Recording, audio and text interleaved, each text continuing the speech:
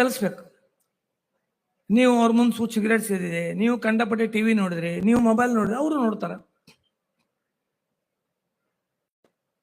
Cigarette ಸೇದ್ಬೇಡ ಅಂತ ಅವ್ರ ಮುಂದೆ ಸಿಗರೇಟ್ ಸೇದಿದ್ರೆ ನಾಳೆ ನಿಮ್ಮ ಪ್ಯಾಕೆಟ್ನಿಂದ ಸಿಗರೇಟ್ ತಗೋತಾನವ.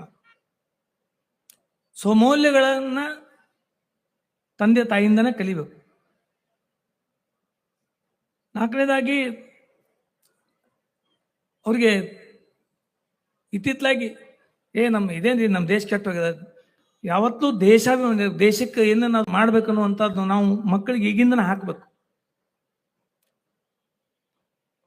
ಇನ್ನು ಮುಂದುವರೆದು ಎಲ್ಲಕ್ಕಿಂತ ದೊಡ್ಡ ಪ್ರಾಬ್ಲಮ್ ಈಗ ನಮಗೇನು ಬರ್ತಂದ್ರೆ, ನನ್ನ ಮಗ ಊಟ ಮಾಡಂಗಿಲ್ರಿ.